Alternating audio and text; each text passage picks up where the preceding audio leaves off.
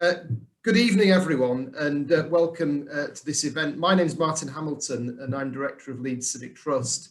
I'm delighted to say a few very brief words of introduction for this evening's session. So, as you know, the event is built around Simon Phipps's book, Brutal North, looking at brutalist architecture in the north of England, with a particular focus on three cities. And I'm delighted that this particular event is actually a joint event between Leeds Civic Trust, that I represent as director, Bradford Civic Trust, Bradford Civic Society, should I say, and Wakefield Civic Society. So the three organisations have come together this evening to have a discussion about these a selection of buildings that I hope you will find interesting and enlightening as the evening goes on. But I'm not going to say any more. My role really was just to say a few words of introduction. So I'm going to pass on to the chair for this evening, David Ellis, to introduce the panel.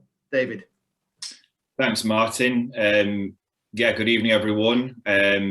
Very pleased to be chairing another Civic Trust-sponsored event on modernist architecture and the built environment. So I'm just going to introduce our fantastic panel and our key speaker this evening. So Simon Phipps, whose book Brutal North is the subject of the event, is a photographer of post-war architecture, art and design. And he's the author of 4 books: Finding Brutalism, Brutal London, Concrete Poetry and Brutal North. And Finding Brutalism won the 2018 DAM Architectural Book Award. So this is one of a series which we encourage you to buy alongside Brutal North, of course, which I can personally recommend. So Joanne Harrison is a heritage consultant and architect, and she's currently doing a PhD on conservation, focusing on Leeds back-to-backs, based at the University of York.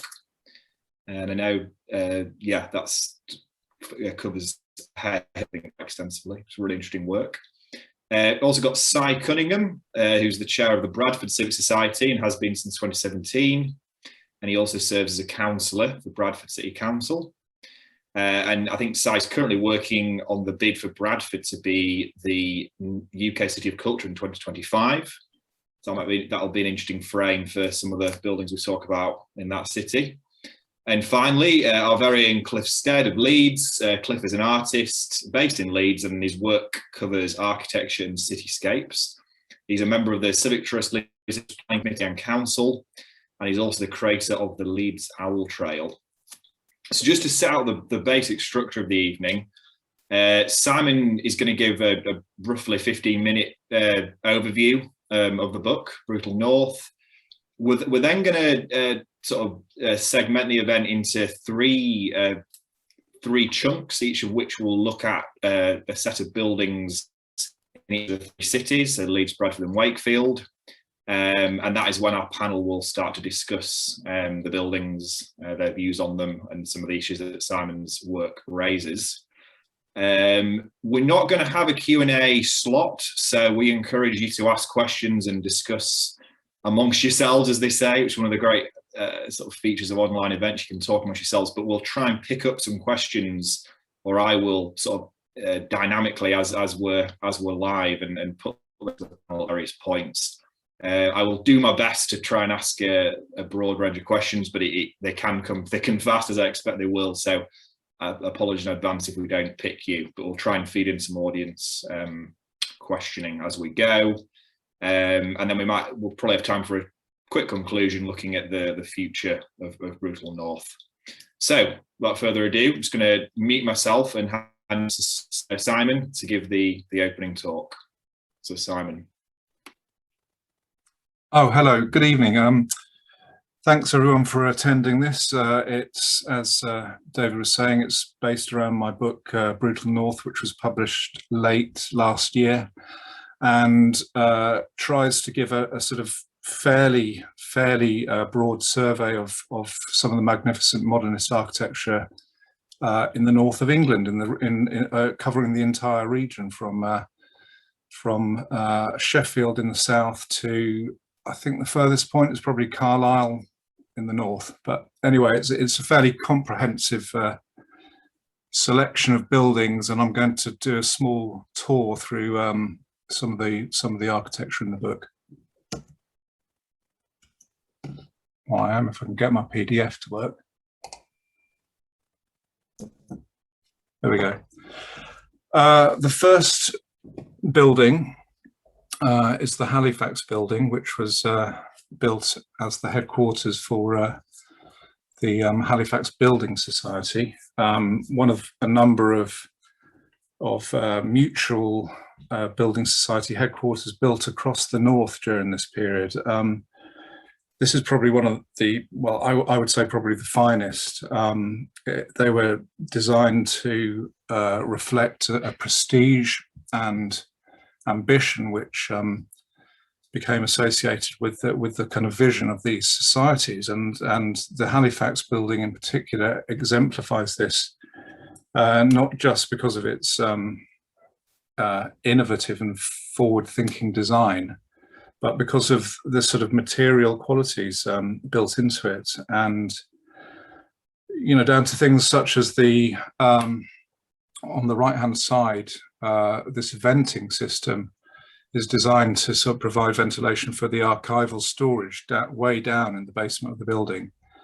And you can see the sort of intention with which this sort of sculptural cluster was designed to give some kind of incredible sort of image to the entrance of the building. It was designed using Bureau Landschaft principles, which were a sort of German design ethos to bring in sort of open and collaborative working, and yeah, this building exemplifies those principles. The next building on our list is Sheffield Magistrates Court, which is a pretty muscular building, as you can see, with sort of ribbed concrete, precast concrete, and red brick infill. Obviously you can't see the red brick in the black and white photograph, but it has that sort of very strong contrast with the concrete floor slabs. This was built as part of a bigger civic centre vision, envisaged by the city architect William Clooney, and this was subsequently realised by his successor Bernard Warren.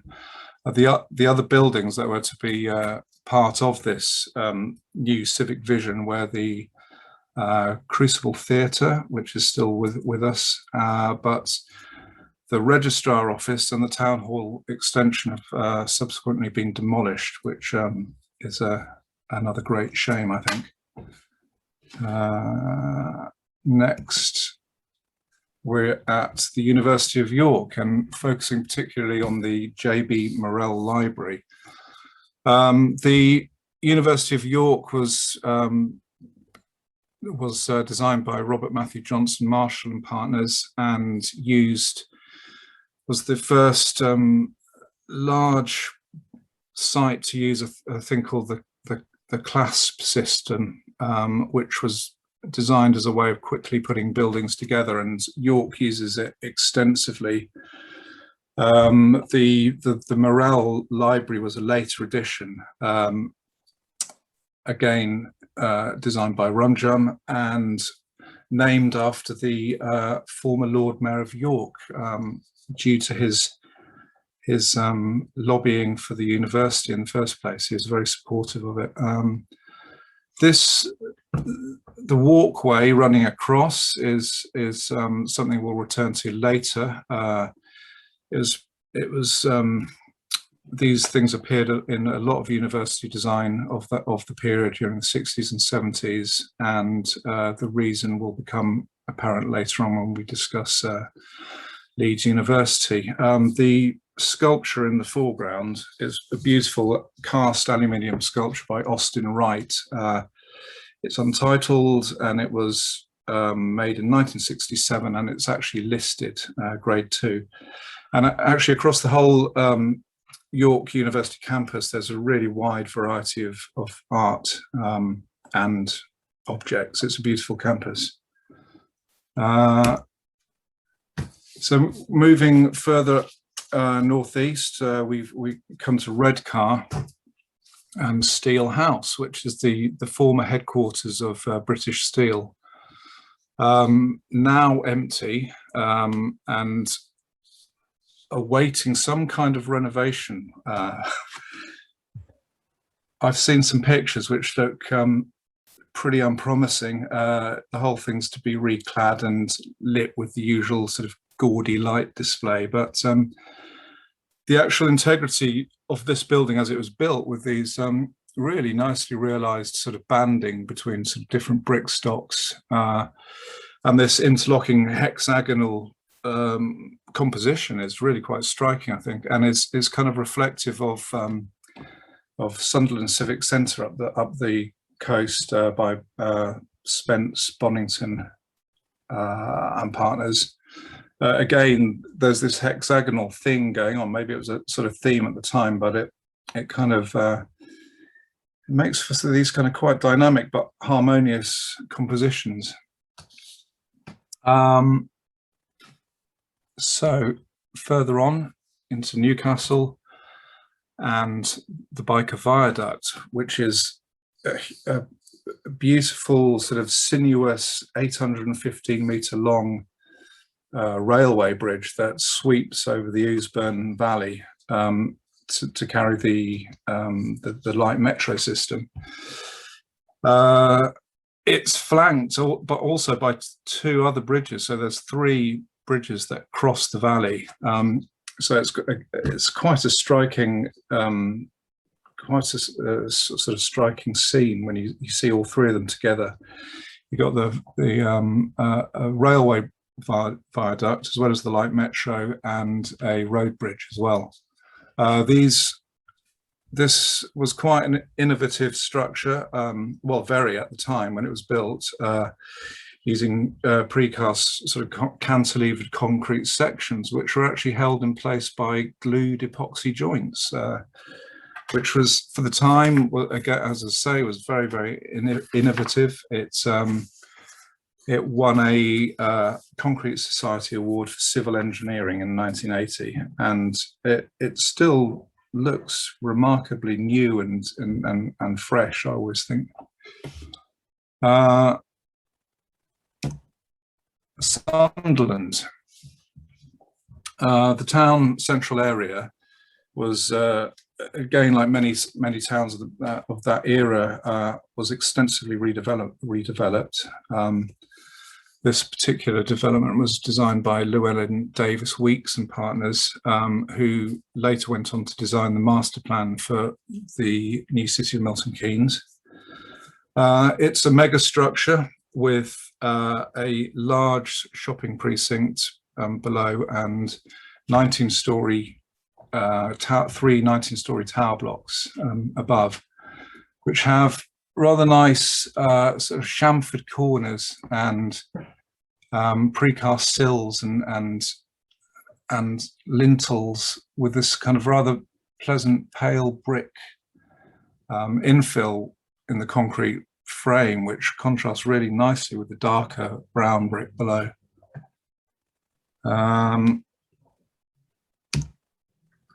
We cross over to the west and come to Carlisle Civic Centre, designed by Charles B.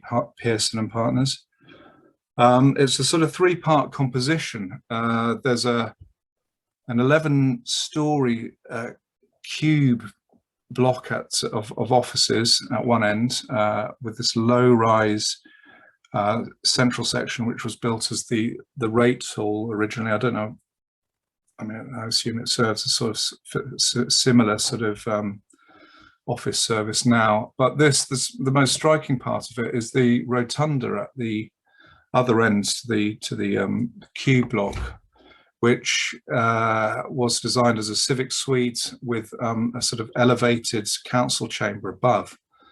It's a really beautiful structure and quite actually reminiscent of the Smithson's Economist building, which was designed at the same time. I wonder if there's any cribbing going on anywhere, but it's this I think is really such a elegant structure, and the tragedy is that it's mooted for demolition as it was damaged in flooding. I can't remember, quite a few years ago now, but the ground floor was seriously damaged in flooding, and the council decided that it was not financially viable to repair this, and instead they would demolish it and replace it with a car park, which I think is rather tragic. Further down the coast, Liverpool, the Department of Electrical Engineering and Electronics at the University of Liverpool. This is a York, Rosenberg and Mardell building, known as YRM. They were particularly noted early on for the use of white tiles on their buildings, ceramic white tiles, tile cladding. They used them as whole tiles, so in a sense the tile size provided the module for the building. The premise was that there wouldn't be a single cut tile on these buildings, so the entire structure was built around this module. I can't remember quite the size of the tiles. I think they're 9 by 2 inches or something, but that was one of the famous signatures of YRM buildings. They later got into trouble at Warwick, in particular as the tiles began to fall from the building. They'd been convinced by the contractor to use a new adhesion method, which plainly didn't work. So there were serious complications later on with some of these buildings. James Stirling encountered similar problems at his buildings in Oxford and Cambridge. So it wasn't just YRM who were. Interestingly, though, the earlier buildings of YRM never had this problem. The tiles were adhered using more traditional methods of fixing. So sometimes older is better. This fully glazed area, I don't know if you can quite see that, down at this far end of the building, is really nice because it actually houses a sort of really quite interesting art collection, which can be seen all the way around the building through these windows. The last building on our tour is the classic Preston Central Bus Station and Car Park, designed by Building Design Partnership, in particular the architects Keith Ingham and Charles Wilson. I mean, everyone knows this building, it's just fantastic, but the design considerations were really quite elegant. The rectangular, it's a sort of rectangular box, but it's a split level to deal with the car parking issues, and these sort of scalloped, shell-edged ledges on the car parking levels are particularly noted because they were cast using GRP molds, and apparently this is one of the reasons why the building was listed, because this is quite one of the early uses of this method of casting concrete. The interior is fantastic. It's got Pirelli rubber flooring, teak hardwood seats, all the original signage is there, the bespoke signage, which was designed particularly for the building, and it was designed to sort of reinforce this idea of sort of a more sophisticated mode of travel. It's more like a sort of airport lounge. So this building is kind of exemplifies the sort of civic ambition and pride of Preston during that period, and the desire to create these kind of these not just useful and utilitarian, but also sophisticated and beautifully designed facilities for the citizens of Preston. So yeah, it's a magnificent building, which brings us to Leeds. And we're now going to be talking more extensively about this particular Leeds landmark, which chosen loosely to sort of discuss ideas of education and architectural design. And I'm going to say a little bit and then hand over to Cliff. The campus extension was designed by Chamberlain, Powell and Bonn, of Barbican fame. They won a limited competition, I think in the late 50s, and were asked to come up with a master plan for the new extension to the university. This was published in 1960, and one of the main principles that the plan defined was the idea that this would be a 10-minute campus, which literally meant that anywhere within the campus could be reached within 10 minutes. It was, to do with all sorts of efficiencies and basically not wanting to waste time when you could be learning. And this principle informed was very influential in the next wave of universities, and you can see this happening at Lancaster, University of East Anglia, Warwick, and as I mentioned earlier, York. York's also sort of mapped out with all sorts of walkways and covered walkways, not high-rise in the sense that we have these high-level walkways at Leeds, but nevertheless, it was this principle that you could efficiently move around the campus and get to where you needed to quickly. So that Leeds was the precursor to all of this, and it's all in the Leeds plan of 1960. And at this stage, I'm going to pass over to Cliff. Hello, everyone. This is one of my favourite buildings in Leeds, so absolutely delighted to talk about this particular building and the fact that it's survived intact. It's not been reimagined. It's not had drastic changes made to it. Just to give you some context, the actual programme of construction was 1963 to 1978. Looking at the two buildings, the E.C. Stoner building was sort of built in one big section. It replaced basically a suburb of Leeds called Mount Preston and was tied into the mid-1960s Leeds City Council Buchanan report, something called the Leeds Approach. So it was actually an incredible example of a city council and a university working in partnership, where this campus was built in association with an inner ring road plan. And so this, to me, makes it even all the more special that it's like a city within a city. The Roger Stevens Lecture Theatre is the section that's actually listed. The E.C. Stoner bit isn't, but I'm absolutely certain that this building is safe and secure. I actually did a walk around the whole campus yesterday in the sunshine, and I think what strikes me about it is it's one of those buildings where the artist's impression is actually on the ground, which is really rare. I mean, I sit on the plans panel for the Civic Trust, and I see artists' impressions, and the reality is often very disappointing. This building it just scores right across the board for me.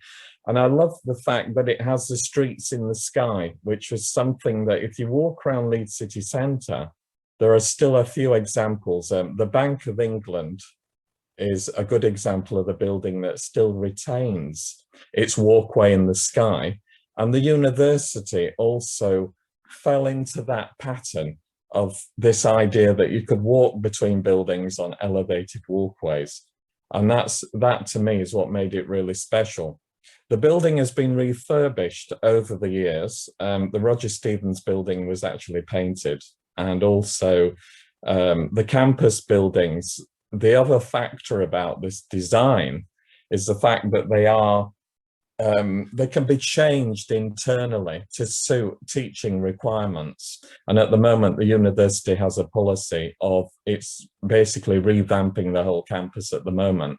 And so we've seen some very sensitive designs for upgrading this building for the future. And that's something that a lot of 1960s architecture simply gets torn down because it's classed as it's old hat and it can't be adapted. Where this building has been a real winner is the fact that it was designed with alteration in mind. And so it's a great example that modernism, if it's well cared for, it can carry on forever. You know, concrete will go on for a long time if it's well looked after. Right, I shall now pass Sorry. over. Yeah. Cliff, can I just come in? Because what you were saying was really, this is why I put these archival pictures in, because these perspectives from they did another plan review in 1963, and these perspectives are so like what was built. They're remarkable. I mean, you could literally have drawn those yesterday, and you wouldn't be far off what is actually at the campus now. Yeah. So it's really nice to see those sort of these beautifully rendered perspectival drawings actually manifested in concrete as they are now at the university, and relatively unscathed, as you say. Unfortunately, well, painted, but not painted cream. At least they're painted a sort of grey concrete colour, but they are. I think the whole thing is remarkably intact, which is a fantastic thing. Yeah, I think the scale of ambition here is incredible, and I think it's this campus and campuses like it. You almost see the modernist vision realised about as comprehensively as it was anywhere. You know, comparable to the Barbican or the sense of some of the new towns. You've got in sort of mobility terms a complete separation of people and vehicles. You've got it's multi-level. It's completely comprehensively redeveloped. There are some older buildings that survive, but in the kind of central core, these images we see here, it is a wholly new structure designed for new ways of moving and learning. And as Cliff said or alluded to, this doesn't survive as quite as well in other parts of cities. There were attempts to redesign the city centre of Leeds and many others along these principles in the era, but many of those, some of the vestiges of that don't survive now, like the walkways in the centre. So I wondered whether on this issue of, I guess the two issues, the ambition initially and also the sort of conservation issue. I wonder, Simon, whether you've got any thoughts on why you think this has been preserved so effectively. I'd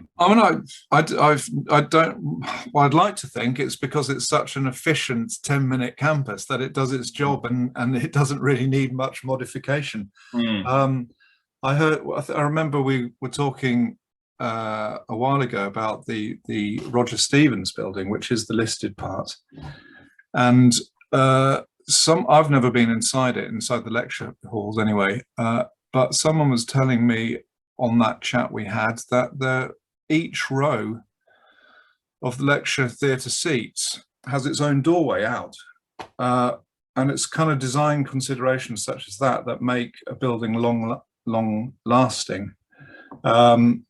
You can enter the lecture theatre without and exit without disturbing anybody. It's a really quite innovative idea, I think. And I think the campus is full of stuff like that and retains a sort of flexibility and changes of use internally. I think Martin was saying that walls were flexible and could be moved quite easily, and so I think it's an adaptable, almost sort of plug-in campus, which was one of those sort of ambitions at the time for a lot of universities. And I think Leeds probably is one of the most successful having done that, and so probably hasn't needed to change that much. That's my take on it. Yeah, that's another area where it's interesting, because the plug-in city was a great goal of that era, but sadly very often that flexibility and adaptability didn't stand the test of time, or wasn't sort of done by the building's owners, whether or not they were. In other cases, is up for debate. Yeah, I mean, to bring in Si, do you have reflections on the key sort of higher education institutions in Bradford, and comments on the extent to which modernism? Bradford has the distinction of having a flagship post-war university. So the story of higher education in Bradford is effectively the story of post-war architecture as well, and that kind of confidence that came with that era. At the time, Harold Wilson was the Chancellor of Bradford University as well, which was, I think it was pitched as the MIT of Britain. So there was this great kind of northern confidence around what was happening in Bradford. As a centre of technology, as a great kind of centre of innovation, and that's reflected in the campus that we have in the city. Attitudes have not been, as I'm sure all panellists and all guests will know, attitudes towards this kind of architecture have not always been, I think, as enlightened as they are today. And the main Richmond building in Bradford has suffered the indignity of very insensitive cladding. And you may have seen there was a recent story in the local press in Bradford how there was a really magnificent mural on the building which has gone through a planning application to be clad all in black and to be covered up. Thankfully, the Civic Society in Bradford and the C20 Society intervened and have managed to stop that now. So we will be retaining that original 60s architecture there. But yeah, it is, I think it's been fascinating to hear about this building in Leeds. As someone who grew up in Bradford, I obviously spent a lot of time going out in Leeds and hanging out at the university as well. So it's great to see it is so well cared for and perhaps so well respected by the institution. It's interesting, yeah. Clearly here it continues to be well looked after and valued. That obviously, as you say, isn't always the case with custodians of educational modernism. I just want to sort of bring in Joanne, and I don't know whether you want to reflect on modernism in education. I know that a whole raft of comprehensive schools have been demolished. A lot of further education colleges reclad, changed. Do you have any thoughts? You don't have to just talk about Wakefield. I was actually just looking at one of the comments that came in, a question from David Hodgson. He was asking what we think about the carbon agenda and how that might affect the solutions, kind of regardless of listing and other levels of protection. So I thought that was kind of really interesting, actually, just to sort of pick up on that, if that's all right. Absolutely. So I mean, I think obviously, there is this kind of sort of push, isn't there, to kind of resist sort of demolition. So we've got kind of that on the one hand with and issues of the embodied energy and all those kinds of things, versus then energy efficiency of the buildings. But I think I guess if we're looking at the sort of very kind of sculptural forms that we've got here, I mean, surely we've kind of got to go with preserving the original kind of aesthetic, haven't we, really, which sort of I suppose in terms of embodied energy, that is actually nearly always the best way to go. And I just, I think, I mean, if we look, like looking at this example here that you've just put on, Simon, I mean, that, I mean, the way it's kind of framed, I think we would have to kind of say that kind of protection has got to kind of happen. We've got to have that conservation, haven't we, really? And that kind of quite nicely ties in the building conservation with the carbon agenda, I always feel. Thanks. Yeah, I think before we move on to the next, I just want to ask whether Cliff has got any thoughts about other educational institutions in Leeds that were built in this period. Anything you'd like to say about those and how they fared, what your favourites and so on? I have a soft spot for Kitson College of Technology, which I was watching being demolished today, which was the first sort of big white Portland stone high-rise opposite the Marion Centre. And just talking about carbon and saving structures and helping the planet, to see that building come down and just be replaced by student flats. I mean, okay, fair enough. We need new uses, but I just sort of think if that building could have been reused in some way, that would have been rather nice. It sort of stood the test of time beautifully. And I don't know if anyone remembers, but it actually had a big piece of modern art attached to it for a long time that was on the Cookridge Street side, which I'll have to try and dig out a photograph sometime for you, David. But it had like a big metal structure, which was the thing at the time in the 60s, that sculpture was very much part of design on new buildings. But that would be the building that I'm lamenting the loss of at the moment in education, is Kitson College. Interesting. Do we know where that mural is, Cliff? You've not gone. We ought to do some digging really and see if it actually survived. It would be rather nice to get that out. I sense another androgyny coming on here. Yeah. Great. Well, we'll move on now, I think, to our next city. But thanks for everyone's contributions, and the chat is very long, which is great. I think we've now you can now talk to everyone, but you've got to select 2 panelists and attendees, which I see many of you have noted. So that's great. So I'll hand back to Simon now, just to introduce the Bradford segment. Yes, Bradford. You can't go to Bradford and not see High Point. It's such a brooding great building that sits over the top of the town, and it was once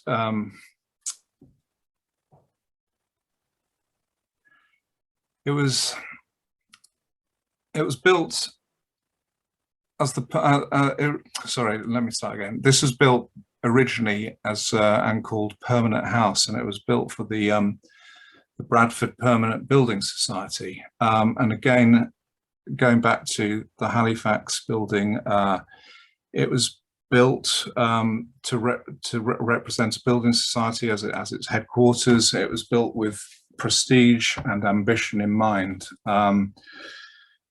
It was designed by John Tempest of the John Brunton Partnership, who were a local Bradford firm, but had a bigger presence nationwide. He was given a brief by the Building Society to explore the needs for a new and modern headquarters. I think the city had were expanding a ring road and had bought their headquarters, were going to demolish it, so they needed a new headquarters, and it had to reflect well upon them. So John did some intensive research into the needs of the society, and very quickly came up with a sort of 3-dimensional plan that was kind of pretty much reflects what was built in the end. One of the design influences was the recently built County Hall on this next slide, County Hall, Aylesbury, designed by Bucks County Council Architects under Fred Pooley.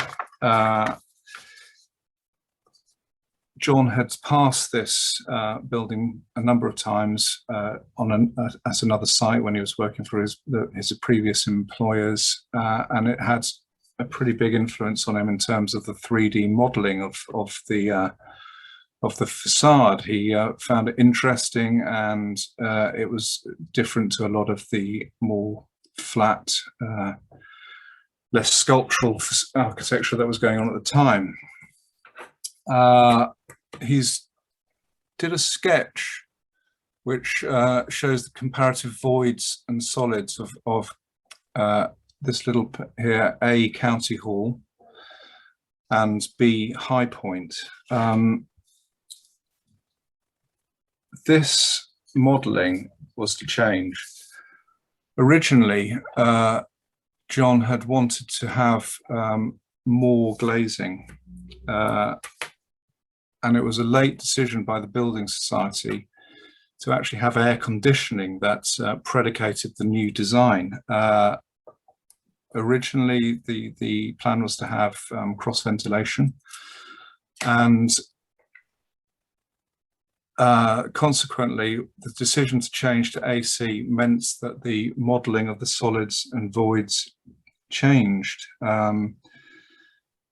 It was the glazing was switched for solid. As you can see here, the glazing on the Aylesbury County Hall is reflected in these canted sort of three-dimensional bays, whereas the extruded forms on the on High Point are solids, and the glazing happens in between. Originally, the glazing was going to happen on the where the solid is, when there was going to be cross ventilation through the building. So the change to AC gave a different sort of thermal dynamic, which had to be reflected in smaller window apertures. So that's the primary reason for the fairly forbidding facade and these smaller strip windows that inhabit the recesses.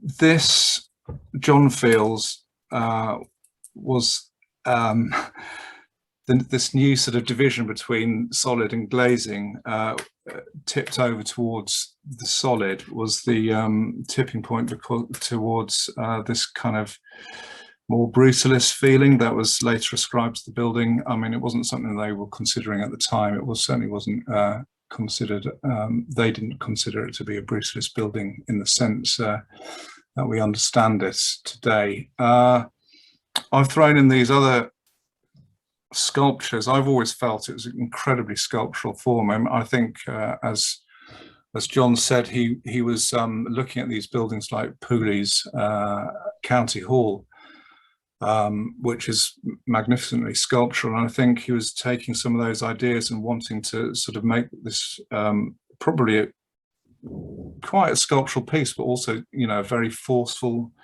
piece that sort of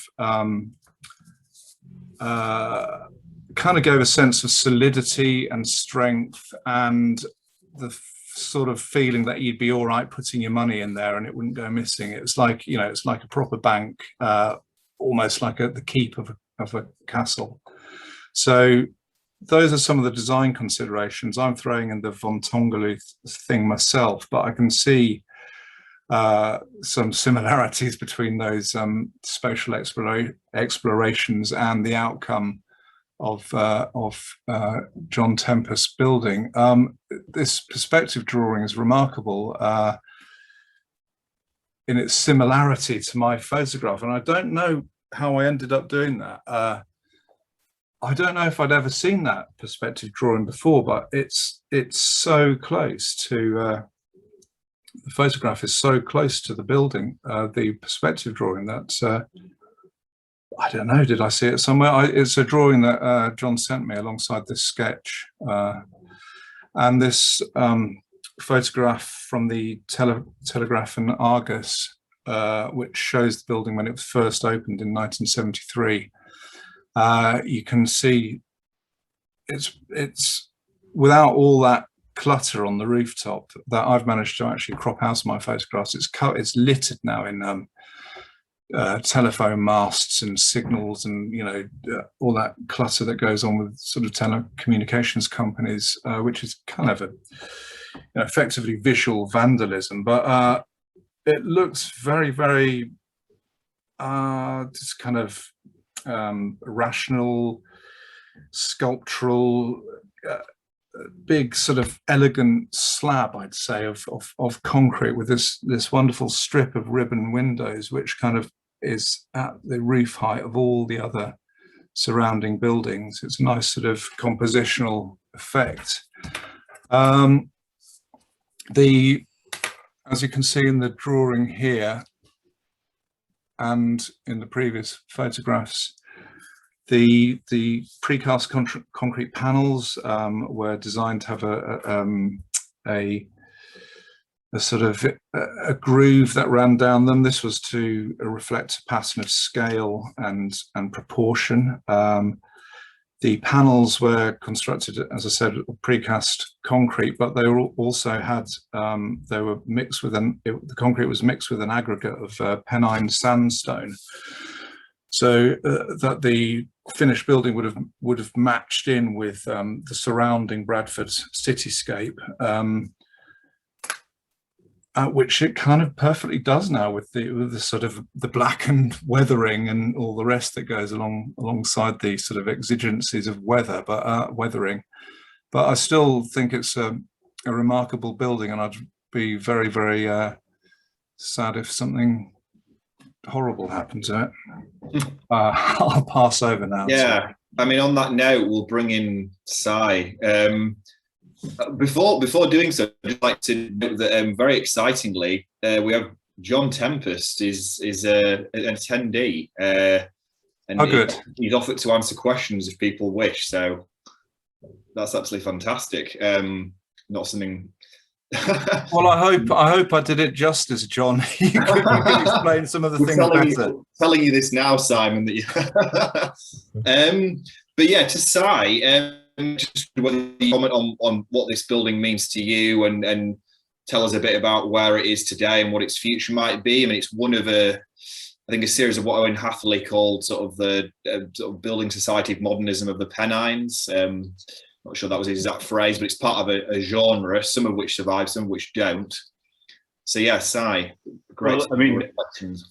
It is incredible that we've got John Tempest with us. So hello, John. And I also have massive imposter syndrome now. So how can I possibly do justice to anything I can say about the design or the architecture when we have such distinguished company in the audience with us? So hello, John. And it has been a pleasure to speak to John previously about this building as well. And it's certainly helped me see it in a new light.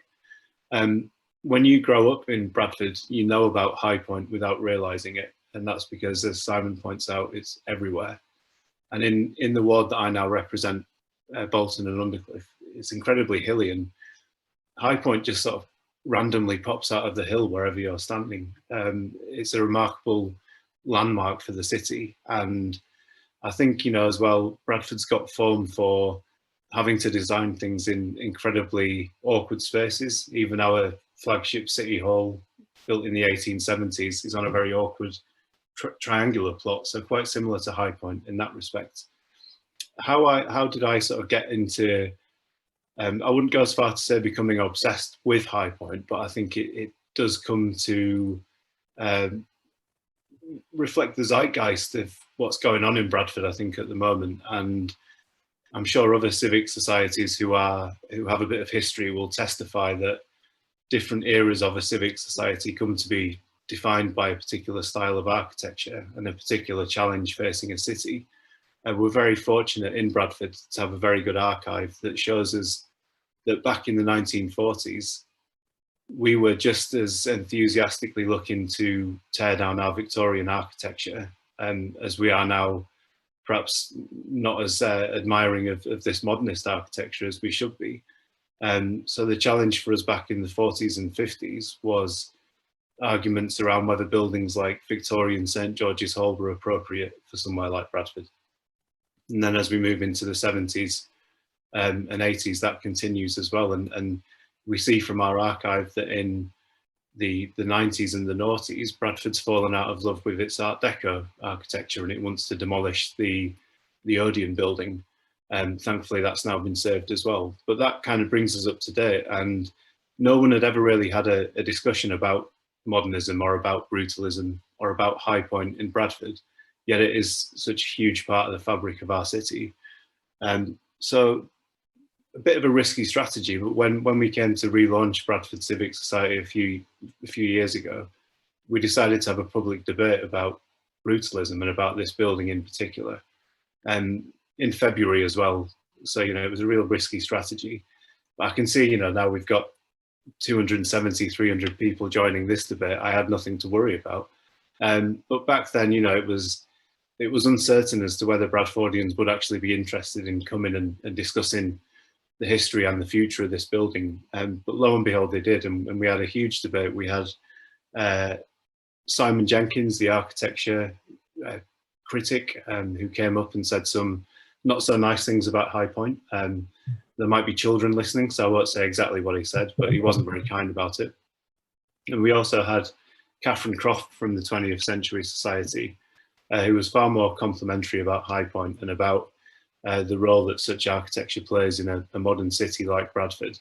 And I do think, you know, whatever people's thoughts on the building or the style of architecture, it's helped our citizens look at it differently. And since then, I've had people come and speak to me and say that they now have a huge amount of respect for this kind of architecture. As Simon hinted at as well, you know, the introduction of the Yorkshire stone aggregate is very much in the spirit of Bradford and that unique design we've got. And if you catch High Point on the right day, when the sun's shining on it, it looks exactly like Salts Mill. It looks exactly like City Hall. It is very much a Bradford building. There is an interesting twist in the High Point tale, and you'll be pleased to hear that its future looks pretty secure. It did have a brother in Bingley, which was sadly lost, the Bradford and Bingley Building Society. That's gone, but High Point's future looks steady, and that's because it is now being quite widely referred to in Bradford and West Yorkshire as a heritage building, and as such attracted some funding from the combined authority alongside 2 Victorian mills in Bradford. So citizens of Bradford, interested groups like the Civic Society and the local authority, we're starting to talk about this kind of architecture in a very different way. We are starting to see it as part of our fabric and part of our heritage. And I think that the word heritage is not something we would have previously used for somewhere like High Point, but I'm pleased to say that we are using it. Whether the interior and the quality of the apartments which will be built in there will do justice to the style and the gravitas of the building remains to be seen. But the main thing is that we get to keep it and we get to tell the High Point story to future generations. That's really fascinating, particularly on how the discourse has changed. It's now sort of being rendered a form of heritage, not a blight by sort of official bodies. That's really interesting. So mindful of time, but I just wanted to ask either Joanne or Cliff, are any responses on this genre of modernism used for finance? Any comments from a Leeds or Wakefield perspective about how modernism was used to articulate kind of the ideas of finance and used by financial institutions in those cities in this era, and what's come up today? I think, sorry, no, go on. Will I speak? Right. Well, I can now say my piece about Lloyd's Bank. So you've just brought me in at the right time. Yeah, we'll come back to you, Joanne, in a moment. But yeah, go for it. My favourite building in Leeds, which was reimagined to death, was built around a similar sort of time to High Point, really, but it reflected an optimism in Yorkshire cities at the time that banks wanted to make a statement. And we might get a chance to talk about the Yorkshire Bank as well, which is also under threat, which has similar materials to the Lloyd's Bank. But banks at the time really wanted to make a statement. And on Park Row, to me, Lloyd's Bank said it all. You know, it tied in with this concept of the Leeds approach with the podium and the block, but it had the really high quality materials. It incorporated sculpture. You know, I used to love going down Park Row and seeing the Lloyd's Bank horse. I never had a bank account with Lloyd's, but I didn't care. I just loved their brand. And you can't say that about a bank anymore because those times have gone. But there was I think there was just a sense that when someone was building a HQ in a city, that they actually wanted to put something back, that they actually contributed something to the city. And I think what I love about High Point, and when you live in Leeds and come into Bradford, that looks like a skyscraper. You know, I was actually quite shocked when I climbed up the hill and looked at High Point. It's not that big a building, it's because it's on a hill. But when you're actually coming down Leeds Road through Thornbury, it actually looks like a tall structure in the city centre. It's very impressive building. I'm delighted that it's been saved. I'll pass over now and let Jo come in. Yeah, Joanne. Thank you. Yeah, it was only a very kind of short comment, really. I was just wanting to say, obviously in terms of money, I feel like the kind of, the what appears to be, like the lack of fenestration, the kind of fortress-like quality is really kind of about sort of saying, this is a safe place to keep your money. We're guarding it well, and that kind of secure, that real sort of secure kind of feel to the building, that there's something really kind of robust here. Whether that's sort of, I suppose, like physically, the money is secure, but also as the institution, that they're really kind of, a robust kind of respected kind of institution as well. So that was it, really. Thanks a lot. We will move now to the third segment on Wakefield. So I'll just pass back to Simon again. Right, Wakefield. I feel a bit bad about this. I wanted to find something in Wakefield to photograph, but didn't really come up with anything. I saw these photographs in a book called Tower Block. Actually, not in the book. There's a website called Tower Block, and they are old photographs of Kirkgate, which was part of the comprehensive development plan of the late 60s, and was designed by Richard Seifert and partners, better known for Centre Point and such buildings. I thought that these were sort of compositionally really very interesting. They're very sort of robust and sculptural forms with sort of sliding extrusions to the facades, and sort of, nicely modulated. And as of that period, they sat above more commercial premises for shops and such. So I'd seen these photographs, and they're clearly of their time, but the materials and building quality looks rather good to me. There's the concrete slab brick infill, a nice contrasting dark brown brick against the concrete. These mosaiced roof panels, the sort of serrated sawtooth edge to the perimeter of the development. I thought there was a lot of design consideration going on there. As I said, I found these photographs on this website called Tower Block. It comes from a book which was written by Miles Glendinning and Stefan Mithasius. It's a really exhaustive survey of high-rise building around the UK, and it's very, very kindly, they seem to put the whole book as a PDF on the site. So if you go to the Tower Block URL there, it'll take you to, you can actually download that whole book or read it online. It's a huge book, and you can't get it anymore, and it costs 200 quid, so it's worth having a look online.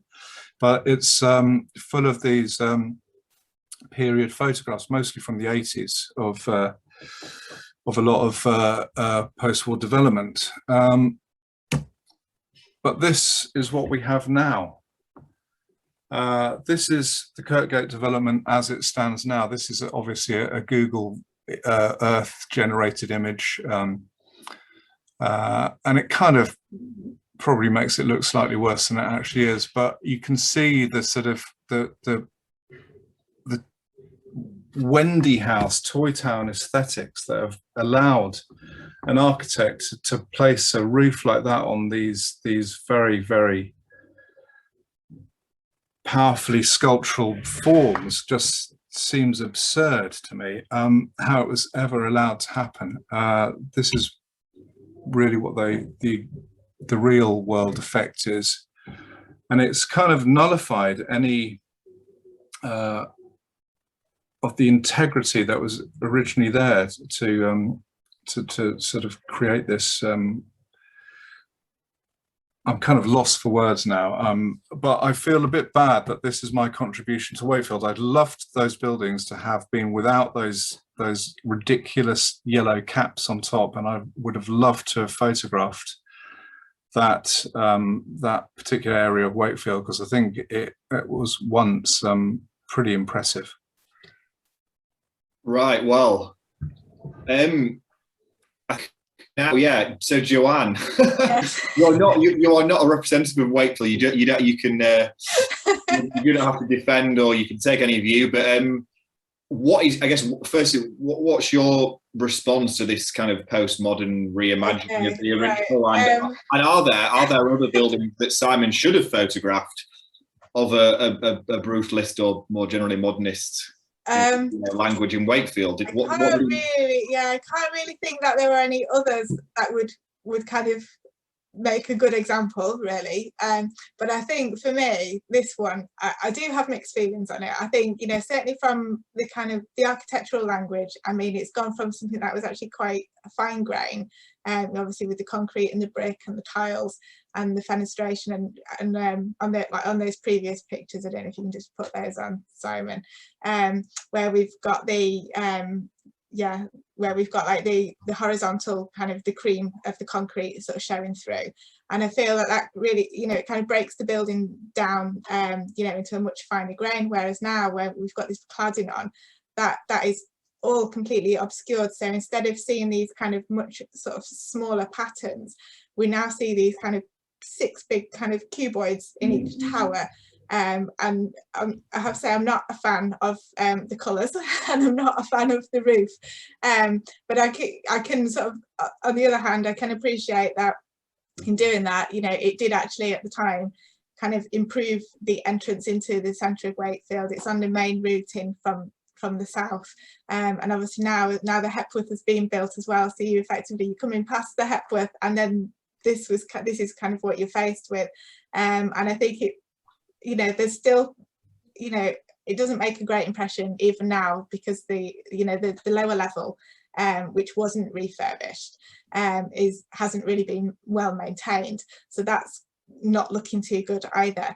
But I think in terms of somewhere to live, I mean, I think there's 12 floors, there's 44 1 and 2 bedrooms, houses, flats in each tower, and I think actually kind of in terms of the desirability of those towers, I think that the refurbishment probably did improve that aspect of it.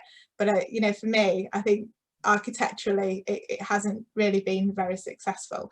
I did actually come across another example by Richard Seifert, which was the Anderston Centre in Glasgow, and it's actually a really similar kind of idea with the shopping at the lower level, and then the towers above. And that was that's the one, isn't it? That was refurbished in 2010, and I actually, although it kind of follows the same kind of principles as the one in Wakefield, I think it has been done slightly better. Possibly that's down to the colours, and obviously it hasn't got these roof forms on the top. So yeah, I guess I don't want to sit on the fence too much. I think if you had to push me, I would say that it wasn't a good look, but I can see that for local people that there have been some benefits to doing it. I did think it was interesting to drop these in, because it's a kind of similar aesthetic going on with the Anderston Centre in Glasgow, with those sort of modulated blocks partitioned into sort of cubes that extrude out on the side elevation, and it has the same residential above a commercial and shopping precinct. It's the same. I mean, it's a much larger scale, the Anderston Centre, and again, it's the same fate has overcome it, and it has been reclad. And as Joanne was saying, it kind of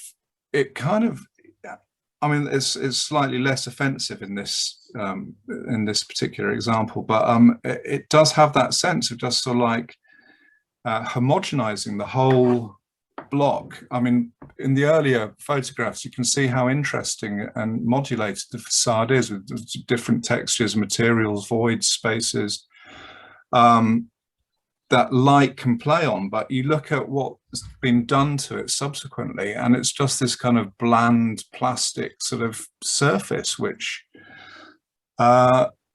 is just ruinous. But at least, you know, at least they haven't demolished it, which is would have been worse.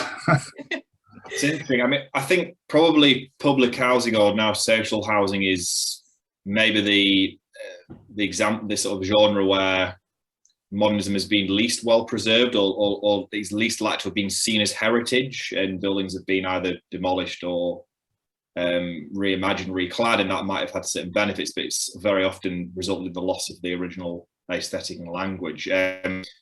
Question from, I think, Peter Baker in the comments there about how we can reconcile a desire to insulate buildings with a desire to maintain the design ethos, and I guess that could apply to other aspects of the building in terms of its, you know, the comfort for residents, other aspects of the interiors as well as the exteriors. How, and other, I mean, I know of a handful of examples of this where they've been, public or former public housing blocks have been converted to, but do we have any examples from? Isn't there the French practice who just won the Pritzker Prize? They were mostly known for hugely sympathetic refurbishments of buildings, of the residential buildings of this period, amongst others. You know, recognizing the integrity of the materials and structure and the image of the building, and not just going for this really, you know, low rent retrograde cladding, which seems to be the answer in this, you know, pretty much everywhere. It's ubiquitous across the country. It's not just the north, it's everywhere. Absolutely. I mean, Simon, do you want to come in on this from a Bradford perspective, or about how Bradford's responded to its post-war public social housing stock?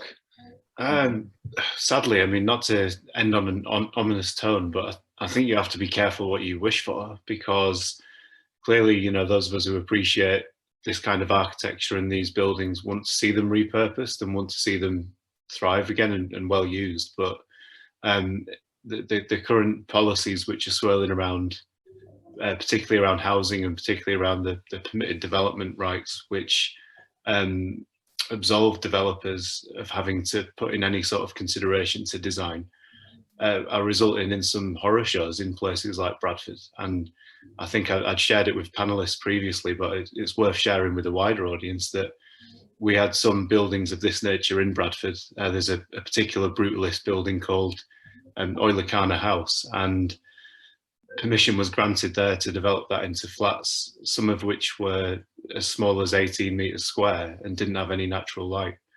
And that was allowed through this new permitted development rule. So the question around quality control is a good one, because I'm scratching my head on that one at the moment. I think whilst we've got this newfound policy for getting rid of red tape at all costs, I do worry about what the future holds for some of these buildings, unfortunately.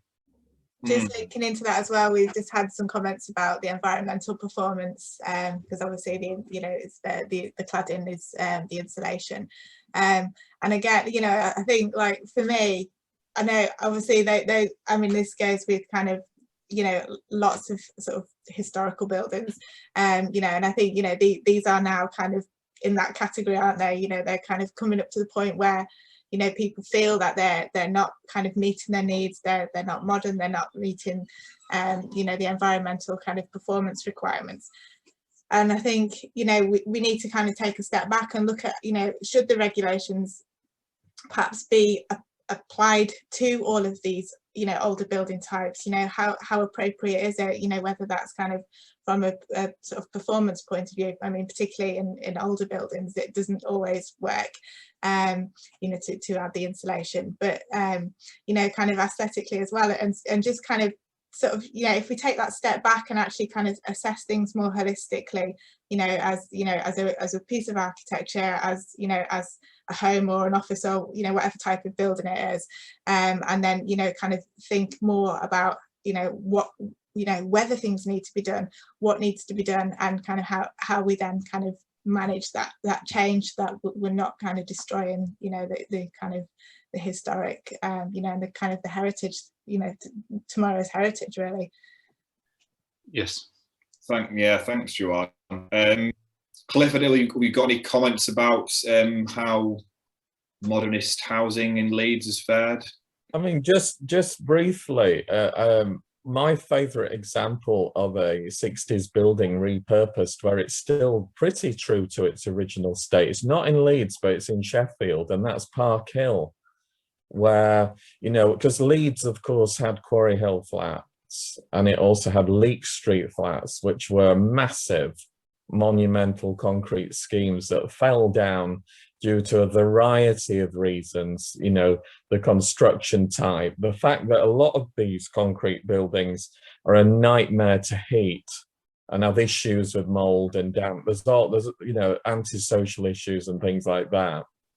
But certainly the Park Hill model I rather like, where it still looks true to the original, but it's been refreshed in a really sort of attractive way. And it sort of makes me think that if Quarry Hill Flats was still standing in Leeds, I know that there were structural issues and all kinds of problems with it, but you sort of look at it and you think, well, if that had still been standing with that kind of more modern treatment, but sort of true to the original, it would have been a real asset for the city. I think the key ingredient there is the urban splash, as Grant has pointed out there in the chat as well. Having that sort of quality developer on board makes all the difference, and it's why these kind of conversations and these kind of debates that we're having are so important, because it does emphasize that there is an appreciation of quality in this kind of architecture, and it isn't just there as a concrete canvas on which to slap plastic on. They have to be treated properly. Mm. Simon, what's your perspective on the Hill on the Park Hill? Yeah, I know it's not everyone in I suppose not everyone in the 20th century sort of heritage movement would agree with Cliff, but I know many would. What do you think about Park Hill? Well, I mean, I think, you know, for starters, it's good that it did actually happen rather than the alternative, which was just to leave it to sort of fall into decline and become less and less, make it less and less possible for it to do something with it. I mean, the first iteration is quite garish, I think. I mean, that doesn't really show a great deal of respect for the color palette of the original building, but I mean, what they've done with the flats themselves is really rather nice design. Not so keen on the great big silver stainless steel sort of staircase thing, but there's a second wave that seems a bit more subtle, and I think a bit more respectful of what the original design ethos was. So I mean, you know, it's got its good points and bad points. I don't have hugely strong feelings about it, but you know, I think it's, as you say, if you get a decent architect and a decent developer involved, that you're always going to get some positive results. And it's just a shame that that isn't applied, you know, more broadly across the need to refurbish housing of this period. Someone, Joe D, kindly put up the name of those French architects I was trying to think of. It's Lacaton and Vassal. And if you look at their work, it's really rather inspiring in terms of what you could actually do with buildings of this period, to make them more functional, more sort of thermally efficient, and just more usable and for present day requirements. And I think there's a lot of lessons to be learnt from those architects. If you think back to earlier periods, I mean, many people in the 50s and 60s would have thought that a Victorian mill, or even Joanne, a back-to-back house they were seen to have no future. But actually, those typologies have been reimagined and updated in ways that people couldn't imagine in the mid-20th century. Right, well, we're probably over time now, but I wanted to conclude with a very short question to each member of the panel.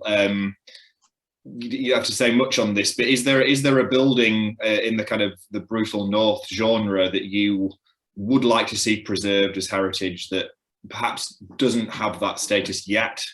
So maybe starting with Si. Oh yeah, too many to list, but my favourite would be Bradford Magistrates Court, which is a delightfully tasteful piece of 1970s municipal architecture, which has previously been threatened with demolition, and thankfully the government ran out of money, so it's still functioning as a magistrates court. But I fear that one day that's going to be a hill that I'm going to have to die on at some point. So that would be my choice. All right, thanks, Joanne. I think for me it would be the buildings that aren't protected at Leeds University. I think they're just so kind of complete as a set. I think they deserve some protection. Okay, I didn't realise they weren't all protected. I don't think no. Interesting. All right, and Cliff, hard question for you, I'm sure, but give us one. Oh, it would have to be the Yorkshire Bank on Marion Way, because I love that building. It's in the genre of Lloyd's Bank. Looks as good as the day it was built, and to see that go is, and I know that obviously its usage is changing, but to see it demolished would be a tragedy, really. I'd like to see that listed. Okay, and Simon, I know an impossible question. Well, I'd probably say I didn't feature in this, but I think one of the ones most at risk and one of the most remarkable buildings is the Sunderland Civic Centre by Basil Spence and Bonington, and it's a fantastic building. The council claim they can no longer afford to run it, so they want to sell it off, probably to a developer, and move into some nice plastic clad building in the city centre, which no doubt they'll pay a fortune for rent over the years and regret it enormously when one day they realise they've lost another fantastic building which draws. It adds not only to the city environment, but it also adds to the reputation of Sunderland. People will come a long way to see buildings like that.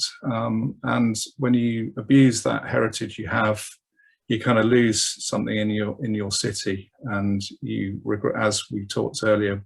Si talked about Victorian architecture being abused and demolished, and now it's you have to have buildings of all periods to provide that sort of rich fabric of a townscape. And I think we're in danger of doing what we did with the Victorian architecture to modernist and brutalist architecture, and we will regret it. Well, I think I'll have to add Sunderland to my list of places to visit on my sort of 20th century tours.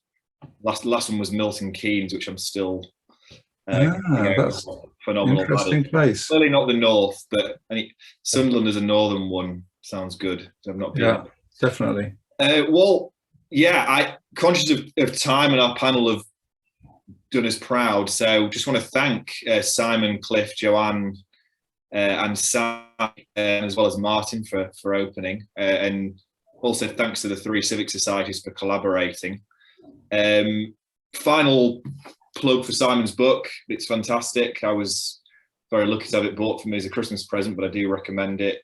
It's a beautiful object. And I think one thing that's maybe not been said tonight is that Simon's photography really is amazing and puts these buildings into a phenomenal light. Something that I've seen before, it's made me think about them differently.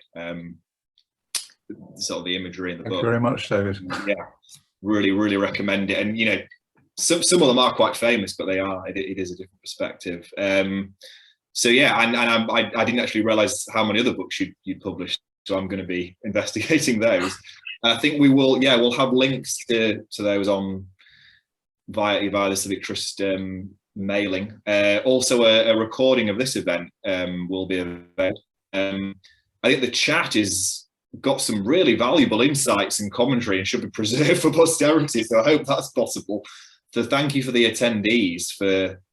I know it's probably not possible for everyone to watch and read, but I do recommend scrolling through the messages, some really interesting insights, some interesting debate, particularly about some of the postmodern refurbishments going on in there. So yeah, thank you everyone, and there clearly is a lot of appetite for these sorts of events. People clearly care a lot about this era, so I'm sure this won't be the last event we'll be hosting. So yeah, thank you again, and I'll let our panelists have a well-earned rest and a meal. And, yeah, maybe the next one will be in person as well. You never know.